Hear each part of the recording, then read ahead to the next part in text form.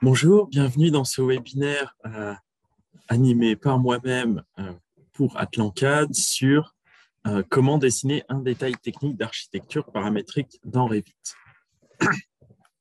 Donc, on va voir rapidement ce qu'on va voir durant ce webinaire. Donc, la toute première partie qui est commune à tous nos webinaires, c'est une petite présentation de notre société Atlancad. Et ensuite, on va dérouler notre petit programme du jour qui est le dessin d'un détail technique. Donc, en regardant d'abord rapidement qu'est-ce qu'un détail technique en architecture et dans la maquette numérique, la méthodologie générale pour modéliser un détail technique le mieux possible. Ensuite, on s'attellera au dessin de notre détail technique, à son annotation. On parlera aussi du fait d'utiliser les contraintes de la géométrie dans les détails techniques pour avoir un détail technique qui s'adapte aux modifications de notre projet, comme l'ensemble des éléments dans Revit.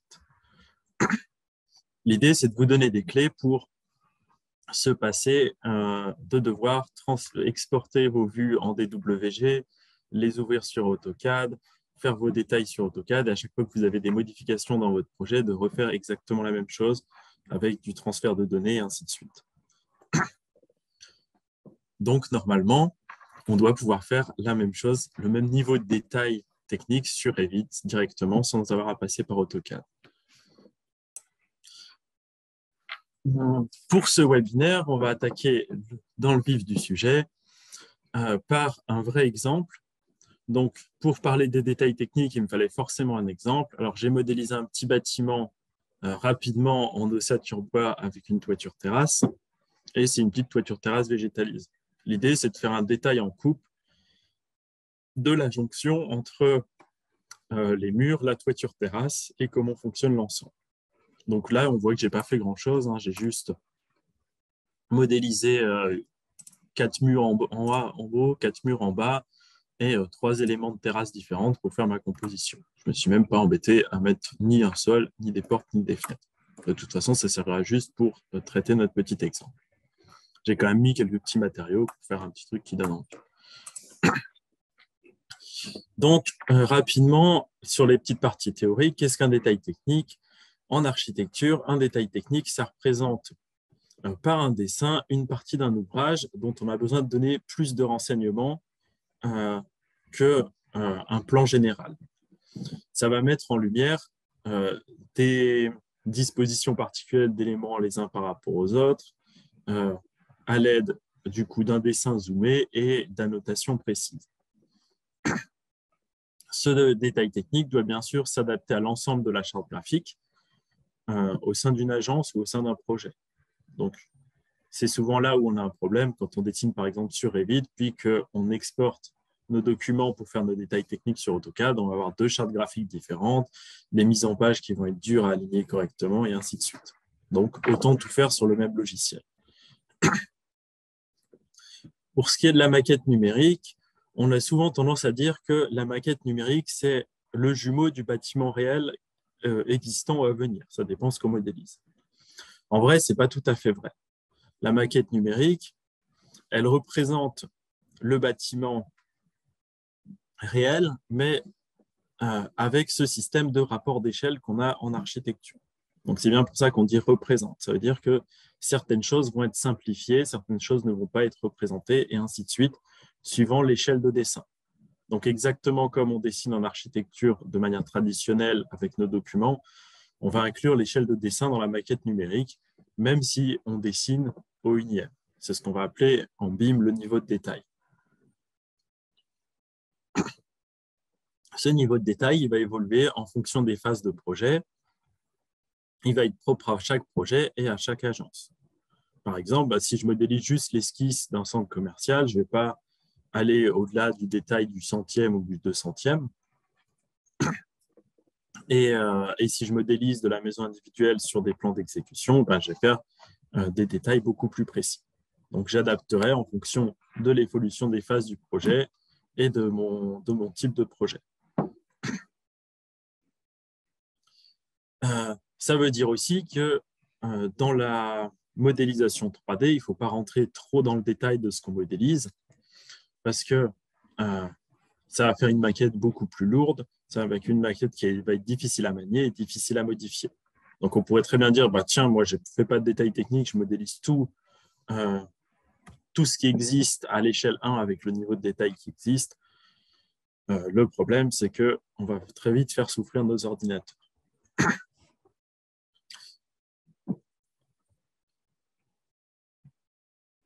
Donc, on va voir que pour dessiner ce détail technique, on ne va pas tout dessiner en 3 dimensions. On va dessiner en 2 dimensions en réfléchissant à chaque fois à qu'est-ce qu'on veut dessiner et comment on va le dessiner. C'est là où on inclut une petite partie méthodologie. Sur la petite partie méthodologie, donc, la première chose qu'on va faire quand on veut dessiner notre détail technique, c'est réfléchir à quel endroit on a envie de placer notre détail technique. Ici, qu'est-ce qu'on veut faire? On veut créer un petit détail technique en coupe. Donc, j'avais créé rapidement une petite coupe. On voit la tête qu'elle donne. Je me suis placé en niveau de détail moyen. De toute façon, au niveau de détail moyen ou élevé sur les murs, ça ne change pas grand-chose. Et on voit que la première chose que j'ai mis en place, c'est la géométrie avec la composition de chaque couche de mur et en gérant correctement les fonctions de chaque couche. Donc, on voit que mes placos viennent bien se connecter, mes isolants viennent bien se connecter, et ainsi de suite. Et là, on voit que j'ai bien un petit platelage en OSB, un petit platelage pour donner la forme de pente, mes bacs drainants, ma zone stérile et ce genre de choses. Donc, la première chose qu'on se pose, c'est la question, c'est sur quoi on va vouloir cadrer notre dessin. Et en regardant notre dessin, c'est qu'est-ce qui est intéressant d'avoir à la fois sur notre dessin et à la fois en 3D. S'il y a quelque chose qui me sert à la fois sur mon dessin, à la fois en 3D, autant le modéliser en 3D, histoire qu'il apparaisse sur mon dessin. Comme ça, je ferai d'abord tout ce qui est modélisation 3D. Je me dis, j'ai besoin de ça à la fois dans mon plan masse, dans mes élévations, dans mes vues 3D et dans mes détails, autant les modéliser en 3 dimensions. Ici, par exemple, on peut voir que mon mur finit un petit peu nu. C'est dommage, il manque une petite couvertine pour mon acrotère. Sur mes vues 3D, ça sera un petit peu dommage aussi, parce que ça fait un petit peu nu, il manque la petite couvertine. Donc, même sur mes rendus réalistes, il manquera la petite épaisseur ici, la petite ombre que ça peut donner, et ainsi de suite. Surtout que c'est quelque chose dont je vais devoir choisir sa couleur, et du coup, qui aura un impact sur ma représentation en façade. Pour faire les petites couvertines, bon, ça c'est hors webinaire. Moi, j'utilise principalement l'outil garde-corps. L'outil garde-corps, si vous voulez, vous pouvez regarder sur la chaîne YouTube, mon petit webinaire précédent. L'outil garde-corps sert à faire énormément de choses dans Revit. Ça sert à faire des garde-corps traditionnels. Il servira aussi à faire tout ce qui est clôture dans de la topographie, tout ce qui est répétition de poteaux, tout ce qui est bordure de trottoir et ainsi de suite. On peut aussi, à l'aide de l'outil garde-corps, réaliser des petites couvertines en alu. Donc, c'est un garde-corps très simple. C'est un garde-corps dans lequel j'ai chargé aucun barreau et j'ai juste chargé en traverse un profil de couvertine sur lequel j'ai mis un matériau. J'ai l'habitude de le faire comme ça. Hop, pour moi, c'est plus simple. J'ai décidé du décalage après. Il faut juste que je regarde dans ma coupe à quel endroit il faut que je le place. Alors, histoire de ne pas faire de bêtises. Hop.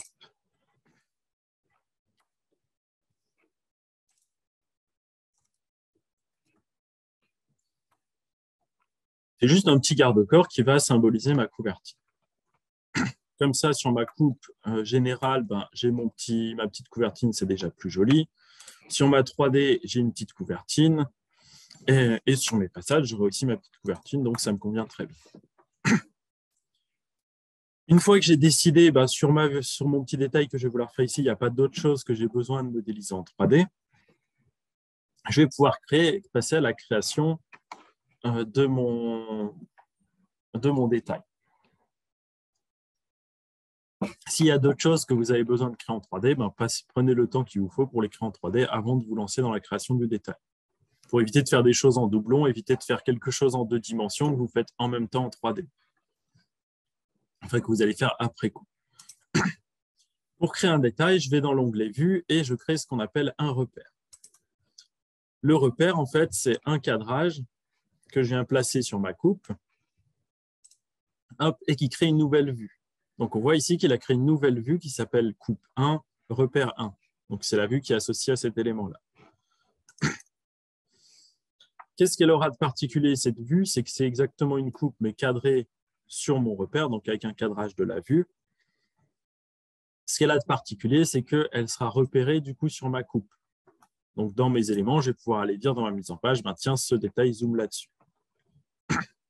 Donc, sur mon détail technique, je vais prendre le temps d'ajuster les paramètres de ma vue en fonction de ce qui me convient. Donc ici, par exemple, je vais aller placer ma vue au 20e. On voit que ça va changer ma forme de mes hachurages.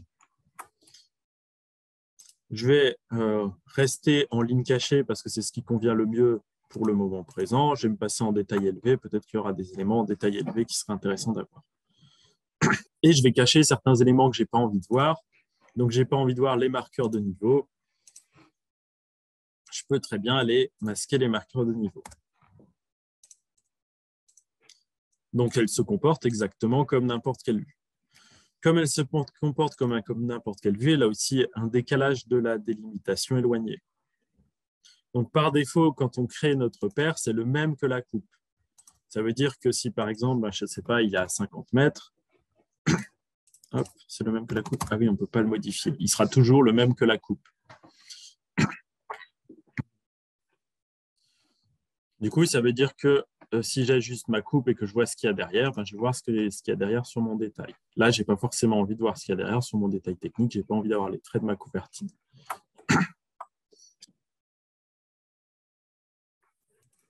Je vais resserrer un petit peu le cadrage pour ne pas avoir trop d'éléments. Sinon, ça risque d'être compliqué quand on va le mettre en page. Et du coup, maintenant que j'ai calé ma mise en page, je vais commencer à créer des éléments de détail pour rajouter du détail sur l'ensemble. Donc, on va créer plusieurs types d'éléments de détail. On va créer des éléments de détail à partir de rien du tout. On va en créer à partir de JPEG. Ça arrive très souvent. Par exemple, on va récupérer un JPEG pour symboliser de la tuile en coupe. On a envie de créer un élément de détail à partir de ça. On va pouvoir le faire à partir d'un JPEG. Et on va aussi en faire à partir d'un dessin AutoCAD pour vous montrer comment vous pouvez très facilement prendre vos blocs que vous avez déjà dans AutoCAD et en créer des éléments de détail pour Revit. Et du coup, on va essayer de créer le plus joli détail technique sur cet élément-là. Donc, la toute première chose qu'on va vouloir faire, c'est de l'ossature bois. On veut symboliser nos différents éléments d'ossature bois. Donc ici, on doit avoir des lisses. À cet endroit-là, on va avoir des poutres. On a envie de les symboliser le mieux possible. Pour faire ça, on va créer un premier élément de détail.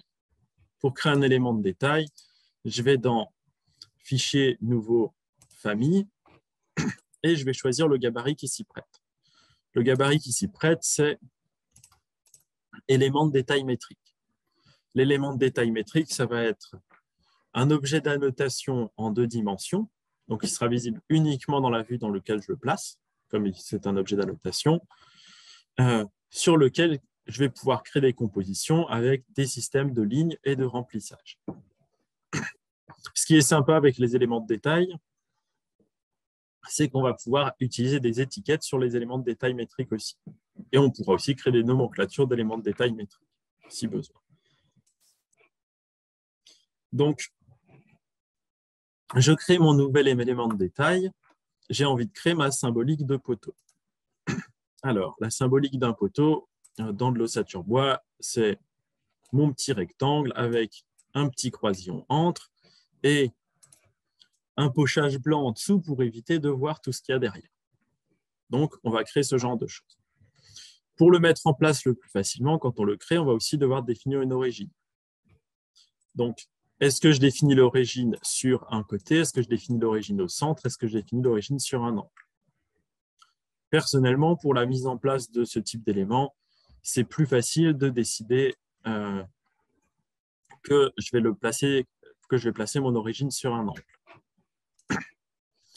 Donc, je peux décider de placer mon origine sur l'angle ici. Et je vais d'abord symboliser avec des plans de référence la forme de mon élément. Donc, je viens symboliser avec mes plans de référence la forme de mon élément. C'est les plans de référence que je veux rendre paramétriques. Donc, je vais créer des cotes, ici pour symboliser la hauteur de mon élément, là pour symboliser sa largeur. Et pour créer des paramètres, j'ai sélectionné mes cotes et venir ajouter un nouveau paramètre ici. Et je vais l'appeler largeur. Je vais mettre un paramètre d'occurrence. Ici, je n'ai pas forcément besoin de faire des éléments que je vais lister dans ma nomenclature. Donc, je ne vais pas aller créer un type. Est-ce que c'est une poutre qui fait 200? Est-ce que c'est une poutre qui fait 250? Et ainsi de suite. Je vais juste créer des paramètres d'occurrence. Ça me fera des éléments de détail que je peux modifier facilement. Hauteur. Si je voulais les lister et créer différents types à chaque fois, je créerais des paramètres de type, mais il faudrait que je prenne un peu plus de temps parce qu'il va falloir que je crée des types à chaque fois. Je modifie rapidement mes paramètres dans type de famille pour vérifier s'ils fonctionnent.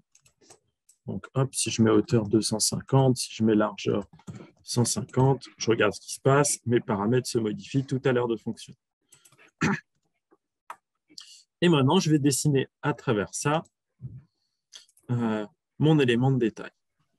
Entre-temps, je regarde juste les références des plans de référence. Je vais les placer en références importantes. Comme ça, je vais pouvoir les utiliser pour venir contraindre ma géométrie. Et du coup, on a dit qu'on pouvait dessiner sur les éléments de détail avec des systèmes de lignes et avec des systèmes de pochage. Donc, la première chose, je vais dessiner mes lignes et je vais dessiner la forme dont j'ai envie. Hop. Ici, il n'y a pas besoin de s'embêter à faire des contraintes parce qu'on a un système de cotes automatiques qui existe dans toutes les familles, qui existe aussi dans les éléments de détail. Donc, Revit, on voit quand j'active les cotes automatiques, qui fait en sorte de, si ce plan de référence-là se déplace, la ligne qui est contrainte dessus, qui est juste posée dessus, restera toujours à 0 de cette ligne-là. Donc, ça veut dire que ici, je peux juste modéliser sans créer des contraintes, ça va aller plus vite.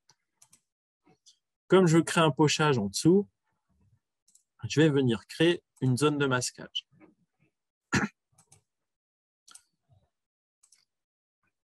De la même manière, je dessine juste ma zone de masquage. Je la mets quand même en arrière-plan au cas où pour être sûr. Donc là, j'ai fini la création de mon élément de détail. Il est très simple, il fonctionne plutôt bien. Je peux tester mes paramètres rapidement. Qu'est-ce qui se passe si je mets ça à 300, ça à 100?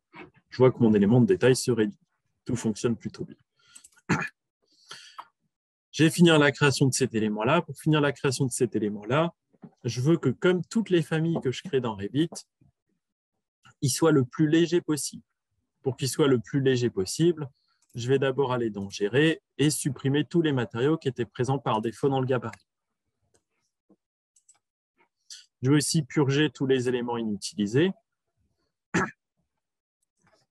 qui m'embêteraient éventuellement qui alourdiraient mon fichier et qui m'embêteraient dans Revit. Et là, je peux venir enregistrer mon fichier. Moi, je vais le poser rapidement sur le bureau, mais on pourrait plutôt l'enregistrer dans notre bibliothèque. Et je peux dire, tiens, ossature bois, symbole, détail, on peut lui donner le nom dont on a envie. L'important, c'est de pouvoir le retrouver facilement dans Revit. Une fois que j'ai dessiné mon détail, je peux venir le charger dans mon projet et venir le placer dans ma coupe de détail. Donc, c'est un gros poteau, enfin, c'est un gros symbole de poteau qui est un élément d'annotation qui existe en 2D. Comme j'ai créé des paramètres d'occurrence, mes paramètres d'occurrence sont visibles ici. Comme j'ai déterminé que chacun des plans de référence, quand j'ai dessiné, était une référence importante et que j'ai dessiné à l'aide de plans de référence, j'ai dans Revit ici ce qu'on appelle des poignées de forme. Ça veut dire que pour modifier la dimension de mon objet, je ne suis pas obligé de passer par les paramètres ici, je peux juste tirer et pousser sur les poignées de forme. Ça modifie la dimension de mon objet. Donc ici, ça veut dire que je vais pouvoir aller le mettre en place très facilement. Je peux par exemple dire, bah, tiens, je veux le mettre en place ici. Je peux utiliser mon petit outil aligné, venir aller chercher le bord, hop, chercher le bord de l'autre côté, chercher le bord de ce côté-là, et modifier juste ici sa hauteur. Hop, il fait 0,45. Et du coup, j'ai posé ma première lisse. Ensuite, je peux la copier à l'aide de l'outil copier. Ça fonctionne plutôt bien. Je peux copier pour faire ma deuxième lisse. Ici, je pourrais créer une répétition d'éléments de détail ou créer un réseau pour copier mes éléments. J'en ai pas énormément, donc je vais juste hop, descendre un autre de 50 cm pour signifier qu'il y a d'autres lisses. Je ne sais pas trop parce que sûrement que j'aurai une fenêtre en bas, donc moi je vais tricher un petit peu. Je vais juste remonter ici pour symboliser que peut-être il y a une fenêtre à cet endroit-là. Pour dessiner mes autres poutres, je ne suis même pas obligé de recréer un nouveau type. Je peux partir de ce type-là. Hop, je vais venir copier. Je vais venir placer ma poutre ici. La seule chose qui me reste à modifier ici, c'est donc sa largeur. C'est juste que j'aurais dû choisir l'autre origine pour gagner du temps. Et du coup, j'ai pu facilement créer ma deuxième poutre. De la même manière, je peux la copier ici. Et là, je sais par exemple que j'ai une répétition tous les 60 cm. Si j'ai envie, je peux venir créer un réseau. Donc, je peux venir créer un réseau ici pour dire, bah, tiens, hop. Oups, j'ai oublié de dire qu'il y a plusieurs éléments. Hop, pourquoi il pète son câble? Bon. Alors, tant pis, j'ai pas réussi à faire mon réseau. On va juste faire une copie. De toute façon, il n'y a pas beaucoup d'éléments. 0,6, il n'y en a pas d'autres. Je peux mettre des éléments qui sont en dehors de la zone de coupe, c'est pas grave. De toute façon, moi, je place ma coupe de manière un peu plus réduite. Il me reste à faire ceux qui sont sur la partie haute ici. Donc, c'est pareil, je peux repartir de mon élément principal, le copier et changer juste ses dimensions à l'aide des poignées de forme. L'intérêt des poignées de forme aussi, c'est que si je ne suis pas sûr de certaines dimensions, à l'aide des poignées de forme, je peux créer des contraintes. On voit qu'au moment où je viens caler ici, il y a un petit verrou qui apparaît. Je pourrais très bien venir verrouiller mes éléments ici. Je pourrais très bien venir verrouiller de cette manière-là. Et comme ça, si finalement je modifie la hauteur de mon mur, mon élément de détail suivra avec. Bon, là, il faudrait juste, en plus, que je rajoute une petite cote pour verrouiller là.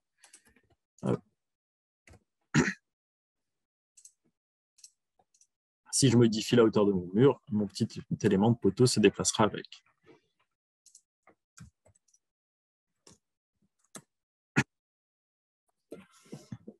Donc, on peut facilement, avec ce type d'élément de détail métrique, en créant correctement des plans de référence et des contraintes, des paramètres d'occurrence pour pouvoir créer des poignées de forme. Ça aide à mettre en place les éléments beaucoup plus facilement. J'avais un petit peu anticipé la chose et du coup, j'ai envie de rajouter un petit peu de détail sur mon élément de couvertine. Pour rajouter un peu de détail sur mon élément de couvertine, je peux très bien recréer un élément de détail métrique qui a exactement la même forme avec quelques éléments de détail en plus. Donc, j'avais déjà anticipé ça. Hop, je ne sais pas pourquoi je n'arrive pas à déplacer ce truc aujourd'hui.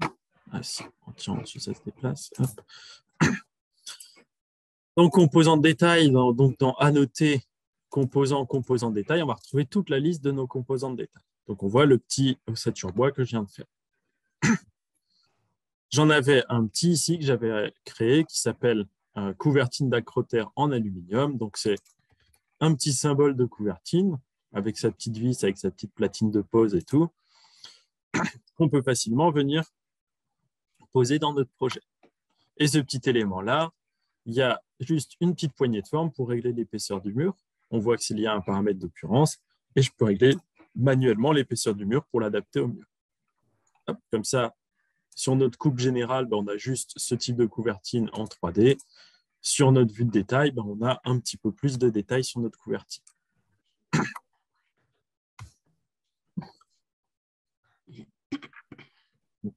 Là, j'ai déjà rajouté un petit peu de détail. Donc, on a créé un élément de détail à partir de rien. On va voir rapidement comment on peut en créer un à partir d'un fichier JPEG. Ici, j'ai envie de dessiner du bardage bois. Pour dessiner mon bardage bois, je vais créer un élément de détail qui sera la forme de mon bardage en coupe. Et ensuite, je viendrai créer une répétition pour venir créer l'ensemble de mes éléments de bardage. Pour faire ça, donc je vais créer à nouveau une famille d'éléments de détail. Sauf que cette fois-ci, dans cette famille, je vais venir glisser un fichier JPEG. Donc moi, j'ai pris n'importe quoi, j'ai pris un fichier JPEG que j'ai trouvé sur Internet avec différents profils. Donc, je le glisse dessus. Donc, il était juste rangé dans un dossier et je suis venu le glisser dessus. Et il y a différents éléments. Moi, je veux créer un bardage qui fasse, hop, si je reviens sur mon repère, je veux créer un bardage qui prenne l'épaisseur ici. L'épaisseur ici, c'était 45 mm. Bon, là, on ne le voit pas de manière précise, mais si on regarde la composition de mon mur, c'est bien 45 mm pour l'épaisseur du bardage. Je vais créer mon petit élément de détail à partir de cet élément-là. Hop, donc, je le place à l'endroit où ça me convient en choisissant mon origine. Ici, je ne vais rien créer de paramétrique particulière. Tiens, je vais aussi le mettre à l'échelle. Je vais dire que ici, ça fait 45 mm. Ici, je ne vais rien créer en paramétrique particulier parce que cet élément fera toujours, c'est la même dimension, il fera toujours 45 par 120 environ. Et je ne vais pas créer de paramètres pour venir régler ces dimensions. Donc, la seule chose que j'ai à faire à ce moment-là, c'est dessiner mon élément de détail à l'aide de lignes en faisant le contour de mon JPEG. Donc, je peux déjà dessiner sa forme générale. Donc, je vois, il fait 45 par 120. Je vais déjà dessiner mon petit 120. Et ici, je vais dessiner rapidement les encoches. Donc, dans les éléments de détail, on dessine comme dans l'ensemble des familles Revit, on dessine par défaut. On dessine par défaut en millimètres. Donc, moi, je me suis habitué, je dessine toujours en millimètres, ça ne me pose pas énormément de soucis. Ici, je vais décaler mon petit trait, ça sera beaucoup plus simple. Hop. Je vais décaler mon petit trait pour que l'encoche ici corresponde en bas. Ici, je verrouille, je désactive ça et je vais juste venir copier cet élément-là. Comme ça, je sais que j'aurai exactement la même forme d'encoche. Et à moi de dessiner correctement la fin de mon élément de détail. Donc,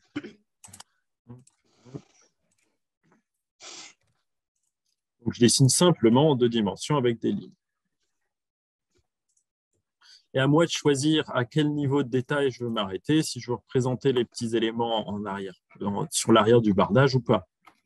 Libre à moi de le faire suivant ce que j'ai envie de représenter. Donc ici, on va le représenter rapidement. Ce n'est pas pour le temps que ça prend à faire. Hop.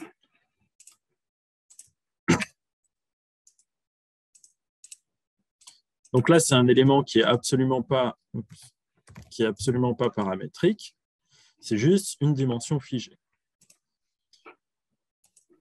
Hop. Je peux venir, une fois que j'ai fini, je peux venir supprimer le JPEG qui m'a servi. J'ai mon petit élément de détail.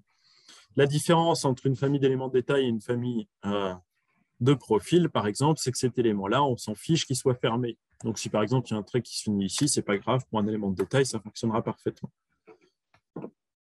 J'ai fini ma petite famille. Je vais faire exactement ce qu'on a fait avant.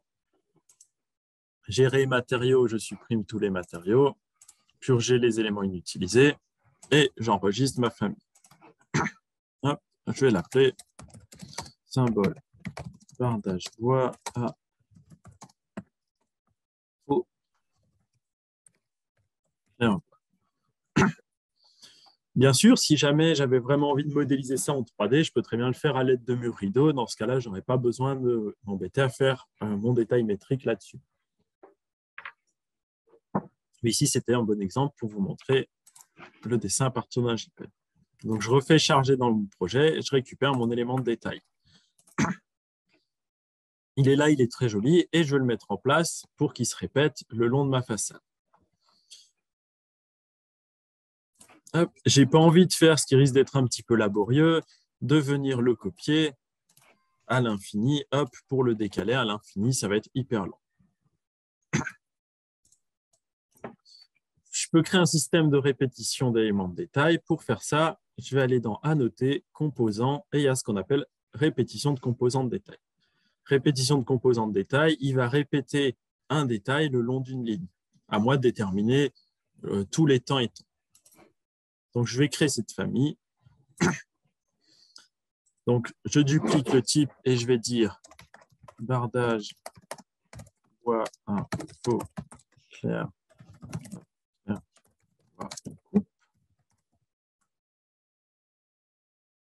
Là, il me demande quel élément j'ai envie de charger. Donc, je vais dire que je vais aller charger mon symbole bardage bois à faux clair-voie. Comment j'ai envie de gérer la représentation? Est-ce que je les colle les uns par rapport aux autres? Est-ce que je les place à une distance fixe? Dans ce cas-là, je peux déterminer la distance fixe. Est-ce qu'il y a un nombre fixe sur ma ligne ou est-ce qu'il y a un espacement maxi? Ici, je connais ma distance fixe, c'était 12 cm, donc je peux venir placer 12 cm ici. Et ensuite, il y a un élément rotation détaillée que je vais pouvoir venir modifier. Je ne sais pas encore par défaut quelle rotation il me faut. Donc, pour le moment, je vais mettre aucun. J'ai tracé mon trait et ensuite, je vais venir modifier la rotation. Donc là, je peux tracer mon trait pour voir ce que ça donne. Je vois que c'est joli et que mon bardage est tout à l'envers. Donc là, je peux remodifier le type et déterminer qu'il me faut une rotation à 180 degrés. Pas du tout. Je n'ai pas du tout cliqué sur le bon élément, 180. J'ai mon bardage dans le bon sens. Hop, je vais juste en faire une petite symétrie. Et la répétition de détail métrique, donc elle va suivre le long de la petite ligne que je peux dessiner. Et à chaque fois, il va venir rajouter des éléments. Donc ça va être principalement utile, par exemple ici, pour venir symboliser mon bardage. Si je veux symboliser une répétition de tuiles sur ma toiture, c'est particulièrement pratique aussi. Si je veux symboliser une répétition de poteaux sur une toiture, une répétition de plot, par exemple, sur une toiture à dalle sur plot et ce genre de choses. Donc, je peux utiliser ce système de répétition. À savoir, quand ça m'intéresse de créer des nomenclatures d'éléments de détail, Revit n'est pas encore très au point sur les répétitions d'éléments de détail métriques. On voit que quand je crée une répétition d'éléments de détail, il est capable de connaître la longueur et le nombre d'éléments. Ce nombre d'éléments, quand je crée une nomenclature, il n'est pas capable de l'avoir dans les champs. Donc, si vous voulez quantifier, par exemple, un nombre de lames sur une façade, machin, vous ne pouvez pas le faire à l'aide d'un système de répétition d'éléments de détail. Vous pourrez le connaître ici dans les propriétés, mais vous ne l'aurez pas dans votre nomenclature. Comme ça, je raconte aussi les petits trucs que Revit a améliorés. Le système de répétition d'éléments de détail métrique, il va nous servir pour pas mal d'autres choses. Il va nous servir, par exemple, ici, j'ai un petit bac drainant, j'ai envie de symboliser mon petit bac drainant. Donc, je peux créer une répétition. J'avais créé un petit symbole de bac drainant. Il faudrait que je le retrouve. Alors,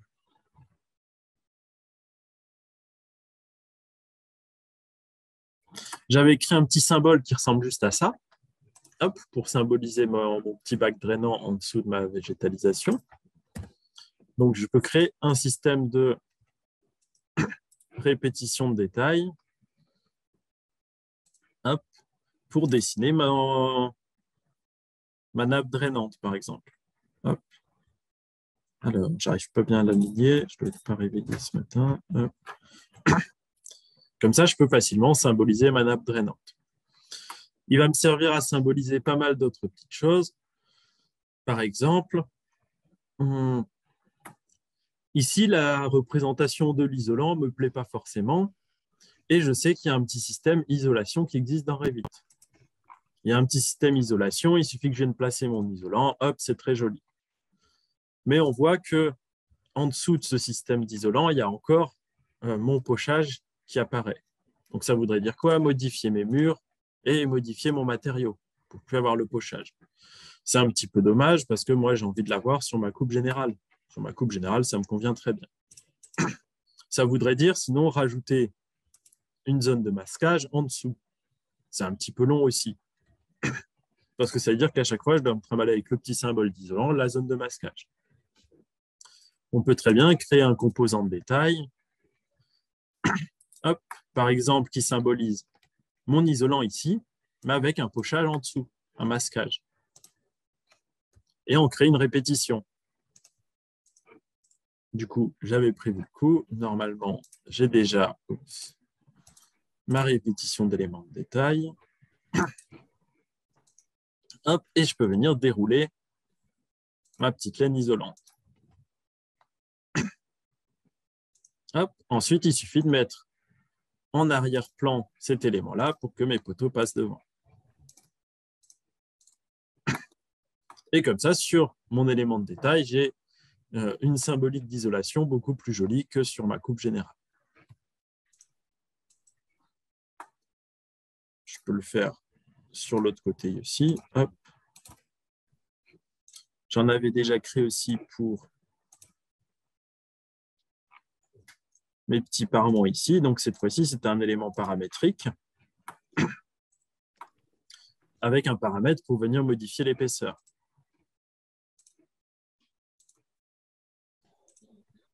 Hop. Arrière-plan. Je les mets tous en arrière-plan pour avoir les éléments de détail devant, pour avoir les éléments de détail de mes poteaux.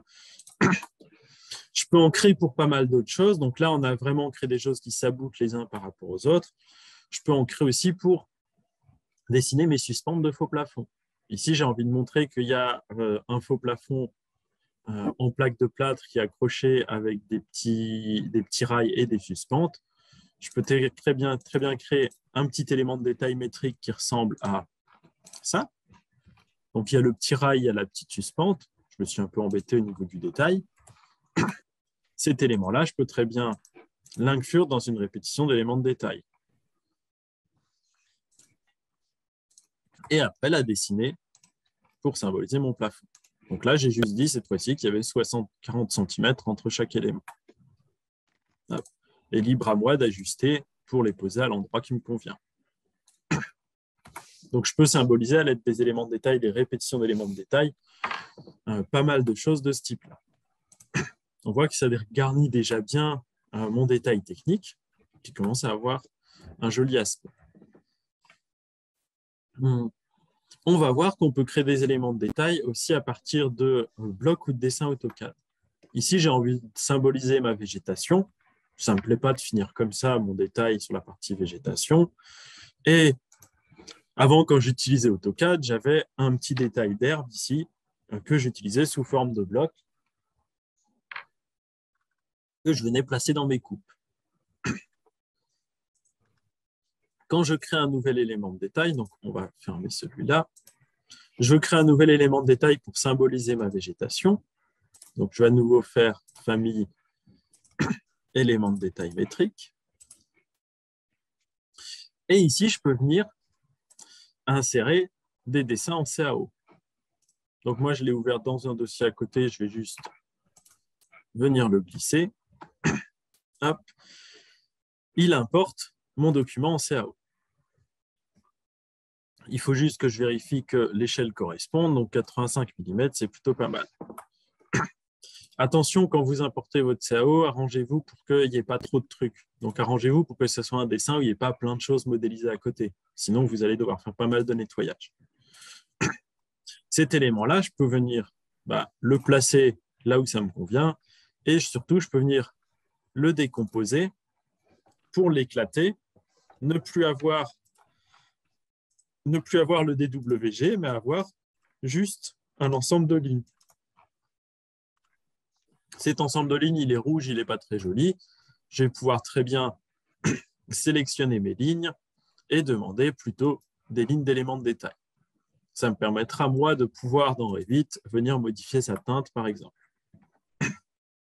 Donc, on voit que c'est très facile de venir créer un élément de détail à partir d'un bloc AutoCAD qui existe. Il suffit de le glisser, le mettre à la bonne échelle et de l'éclater. Donc là, j'ai déjà fini mon élément de détail. Il me reste à faire la même logique que d'habitude, supprimer tous mes matériaux. Il y en a un peu plus parce que j'ai importé un DWG. Purger les éléments inutilisés, là aussi, il y en a un peu plus. Et enregistrer mon élément de détail. On coupe. Et ensuite, venir charger dans le projet et venir le placer dans ma coupe. Là encore, si je veux que ma petite herbe se répète de bout en bout, je peux à nouveau créer une répétition d'éléments de détail. Ce que j'avais déjà fait d'ailleurs, végétalisation expansive, pour venir placer ma végétalisation. Hop. Par contre, je n'avais pas chargé le bon élément de détail. Herbe en coupe, je crois que je l'avais appelé. Hop, herbe en coupe. Hop, elle n'est pas du bon côté. Tiens, c'est la blague. Et du coup, je peux venir symboliser ma petite herbe là où j'ai envie. En plus, si je grossis mon espace de dessin, on voit qu'elle suit. Tous ces éléments de détail, donc tous ceux qu'on a créés avec des éléments de détail ou des répétitions d'éléments de détail, on peut très bien venir créer des contraintes dessus. Donc, je peux très bien dire, tiens, en fait, je viens aligner cette ligne-là et cette ligne ici. Hop, ou venir. Alors, pourquoi je n'ai pas obtenu mon petit verrou? Je ne sais pas, donc on va créer. Ah, non, c'est parce que... Non, tiens, je ne sais pas pourquoi il n'a pas envie aujourd'hui. Je peux très bien venir créer des contraintes sur l'ensemble de mes éléments. L'idée, c'est si je fais des modifications, normalement, l'ensemble de mes éléments contraints dessus viennent se modifier. Hop, je pourrais très bien faire ça avec la ligne ici qui détermine mes ossatures de faux plafond. Venir les verrouiller sur ma distance de faux plafond, par exemple.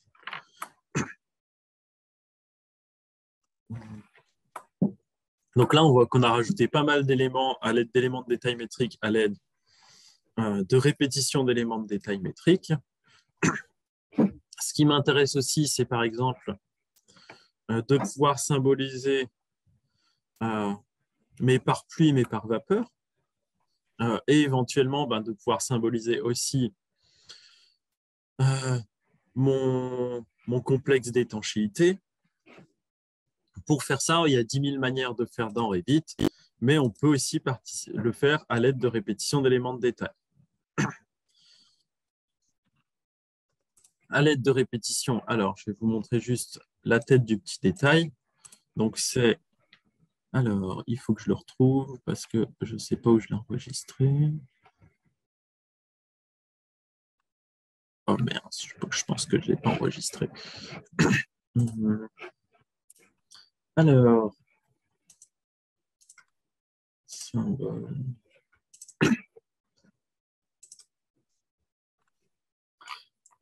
donc c'est juste un petit élément de détail très très simple. C'est un élément de détail avec un petit carré noir et un petit carré blanc. Donc une zone de remplissage, une zone de pochage, une zone de masquage, et avec des petits paramètres. Ici, on voit où on peut régler la longueur de la zone blanche, la longueur de la zone noire et l'épaisseur du trait. Cet élément de détail-là, on va pouvoir créer plein de types différents. On voit par exemple, pour symboliser le pare-pluie, je vais déterminer que le trait fait 10 mm, le trait fait 15, le vide en fait 10, et ainsi de suite. Je crois que c'est plutôt 30 et 45 que j'ai mis. Pour symboliser le pare-vapeur, c'est un peu plus petit. Et pour symboliser l'étanchéité de toiture terrasse, c'est encore plus petit. Cet élément-là, je peux à nouveau le charger dans mon projet. Et plutôt que de le placer un à un, je peux très bien créer une répétition d'éléments de détail. Hop, il suffit de charger par pluie. Hop, et ensuite dessiner ma répétition d'éléments de détail. Et on voit que c'est très facile, à l'aide des répétitions d'éléments de détail, de pouvoir aussi symboliser ce type d'éléments. Donc, on voit que si je veux faire mon petit pare-vapeur, je peux aussi charger ma petite famille avec le petit type pare-vapeur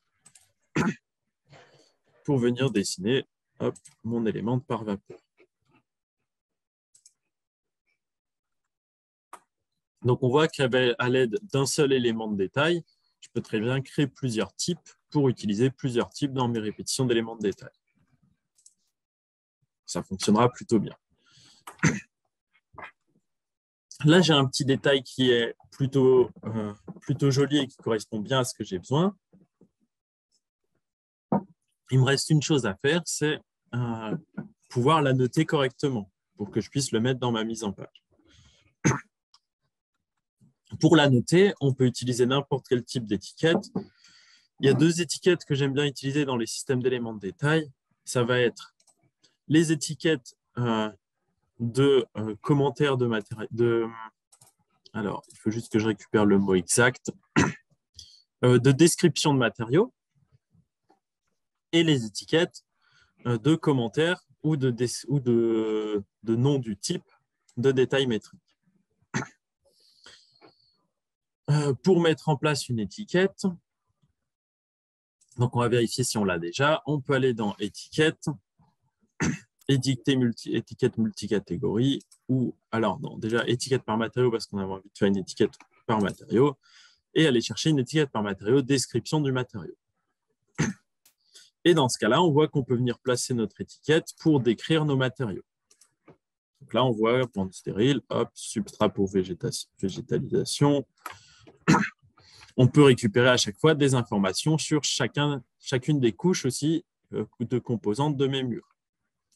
Donc, il récupère l'information. Pour moi, j'aurais dû grandir un peu le cadrage de la notation.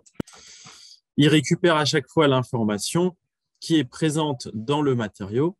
Donc, quand j'ai créé mes matériaux pour mon projet, hop, je suis venu ajouter ici dans la partie description une information. C'est cette information-là qui vient exploiter dans l'étiquette. Et du coup, c'est pratique parce qu'on voit qu'on peut annoter l'ensemble de nos éléments de cette manière-là.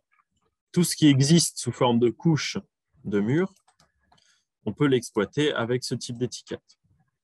Et en plus, l'étiquette matériaux description, elle existe déjà par défaut dans le gabarit de Revit. Hop.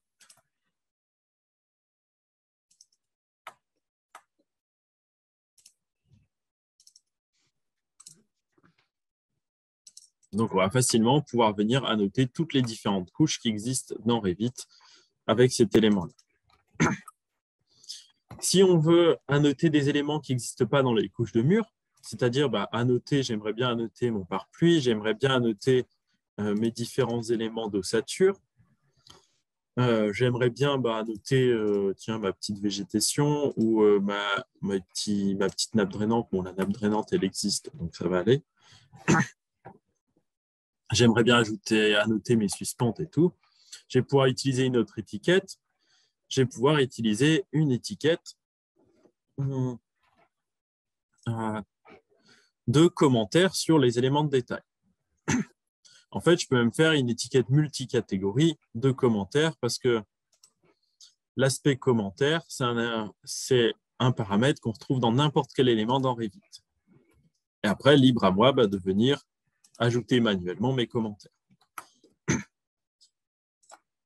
Donc, comme je n'ai pas d'étiquette multicatégorie qui existe, je vais rapidement la créer. Donc, pour créer une étiquette, je vais faire fichier nouveau famille.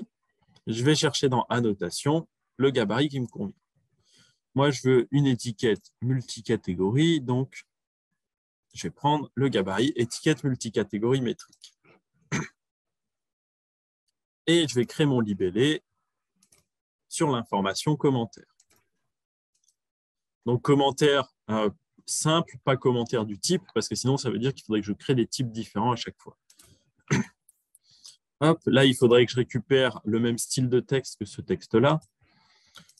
Donc, je n'ai pas très envie de le faire. Je vais plutôt créer mon type de texte qui me convient. Je vais dire qu'il me faut un texte de 1,5 mm gris, par exemple. Et aller créer un petit texte en gris de 1,5 mm.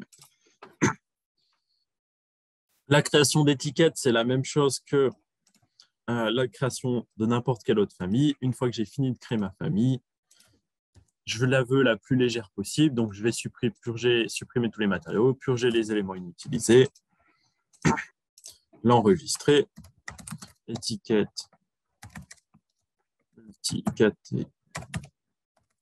oui.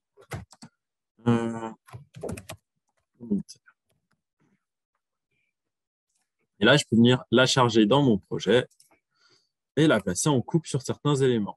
Donc, si j'ai envie d'obtenir le commentaire de la ligne par pluie, ici, je peux venir placer mon élément. La seule chose que je vais devoir revenir renseigner ici, c'est le commentaire. C'est dire, c'est par exemple, par pluie, épaisseur 0,2 mm et annoter quelques informations. Et dans ce cas-là, c'est ce commentaire-là qui viendra récupérer. Et après, je peux mettre ma ligne en place correctement. Et je pourrais faire ça avec l'ensemble des autres éléments de détail. Donc, ça veut dire que pour créer correctement vos annotations d'éléments de détail, il vous suffit de 2 étiquettes. Il suffit d'une étiquette multicatégorie commentaire. Comme ça, elle pourra fonctionner sur absolument tout. Et à la limite, si vous voulez exploiter description de matériaux, une étiquette de description de matériaux. Il faudra juste, par contre, l'adapter à l'échelle de la vue parce qu'on voit que celle-là, c'est un petit peu gros, l'étiquette de matériaux de description. Donc, en vrai, il faudrait qu'elle soit un peu plus adaptée à la taille de notre vue. Donc, on voit qu'ici, il faudrait qu'on change la taille du texte de description de matériaux. Hop, qu'on mette 1,5 mm gris.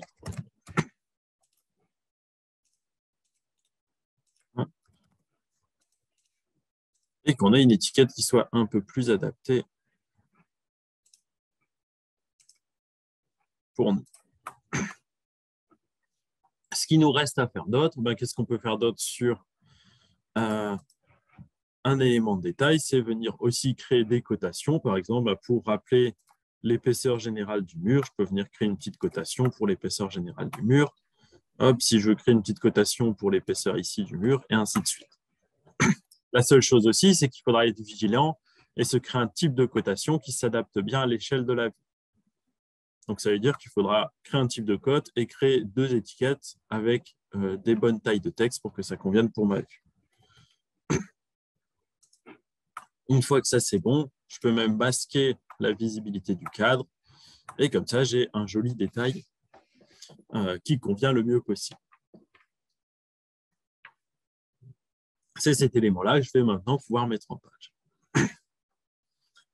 Si je veux faire juste autre petite chose, si par exemple, je veux plutôt avoir des annotations ici sous forme de nombres, j'aimerais avoir des annotations ici qui disent plutôt 1, 2, 3, 4, et moi que je viens de créer ma légende à côté, ça veut juste dire que dans vos matériaux,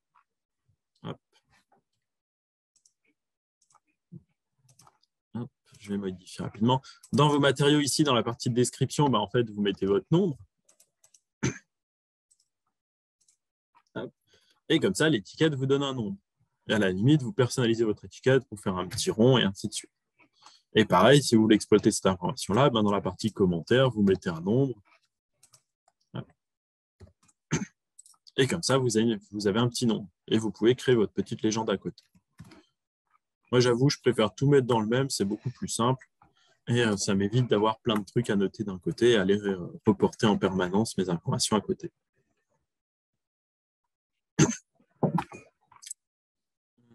Du coup, la dernière petite chose qu'on avait abordée, c'était juste l'aspect paramétrique. Donc, on a vu qu'on peut facilement venir, je peux facilement venir contraindre mes éléments d'annotation sur sur mes murs, par exemple, ou sur ma géométrie générale. Dans ce cas-là, si par exemple, je viens contraindre le bord du mur ici sur ça que je viens verrouiller, hop, pareil, ça sur la ligne ici que je viens verrouiller. Si à un moment, je modifie mon projet et qu'on me dit, ben, tiens, ici, ta hauteur d'acrotère, c'est plus, tu avais prévu 80 cm, c'est plus 80 cm, il faut mettre 1 mètre. Je peux facilement venir mettre 1 mètre. Je n'ai pas contraint mon garde-corps, donc il faudrait aussi que je le remonte. Hop. Mais comme j'ai bien contraint mes éléments de détail, j'ai l'ensemble qui suit. J'aurais pu aussi contraindre correctement les bouts de mes lignes ici, d'ailleurs, pour gagner un petit peu de temps. Donc, on peut facilement venir contraindre tout ce qui est éléments de détail et répétition éléments de détail sur la géométrie de notre projet. Après, à vous de voir, est-ce que ça met plus de temps à créer des contraintes ou est-ce que ça met plus de temps à venir juste rapidement modifier les petits éléments pour mettre à jour le détail. Sachant que faire que confiance aux contraintes, c'est un petit risque aussi parce que ça veut dire que si éventuellement il y a des trucs qu'on foirait, eh ben, vous ne l'avez pas forcément vu. Je ne sais pas du tout ce qui est d'affaires.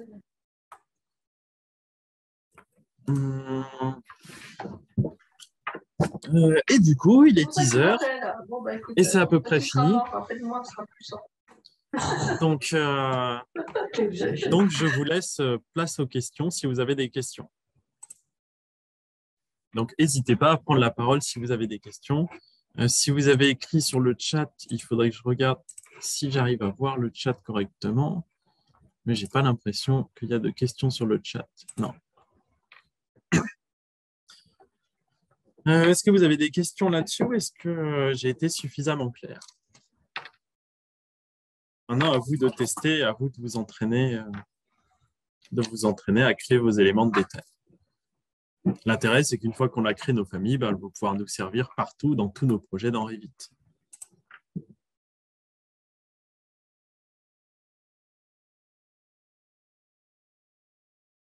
Aucune question? Ah, quelqu'un a écrit dans discussion.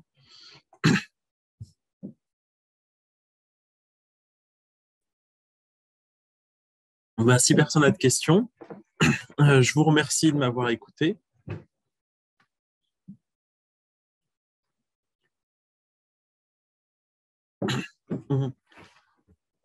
Alors, pour récupérer, il y a juste une question pour récupérer les éléments de détail pour les mettre dans d'autres projets. Tout ce qui est éléments de détail, c'est des familles chargeables. Donc, à chaque fois, on va pouvoir se créer notre petit dossier. On va pouvoir se créer un petit dossier. Hop, si par exemple, je vous montre le petit dossier de présentation pour mon webinaire, j'ai à chaque fois toutes mes petites familles d'éléments de détail. Donc, je vais pouvoir me créer ma petite bibliothèque pour dire, bah, tiens, là, j'ai éléments de détail pour bardage. Tiens, j'en ai un autre que je n'ai pas mis d'ailleurs. Hop, je peux venir le charger comme je ne l'avais pas mis. Hop, et je peux même venir le récupérer. Hop, je ne sais plus où est-ce qu'il est. Pour venir placer, par exemple, ma petite bande à Solin. Donc ça, c'est pareil, c'est un bloc AutoCAD que j'ai récupéré, que j'ai éclaté. Donc, j'ai facilement pu créer ma bibliothèque. Pour tout ce qui est répétition éléments de détail, comme c'est des familles systèmes, ben, en fait, il va pas y avoir 10 000 solutions. La solution, c'est de se créer un gabarit éléments de détail dans lequel je vais stocker toutes mes répétitions d'éléments de détail. Et ensuite, quand j'ai besoin de créer des éléments de détail, ben, venir l'ouvrir à côté et transférer les normes du projet pour récupérer mes familles de répétition d'éléments de détail. Il n'y aura pas beaucoup d'autres solutions. Il n'y a pas d'autres questions, c'est que j'ai été très clair ou que j'ai trop parlé. Donc, en tout cas, merci à tous de m'avoir écouté. Et puis sur ce, ben, je vais vous laisser et pratiquer bien sur Revit.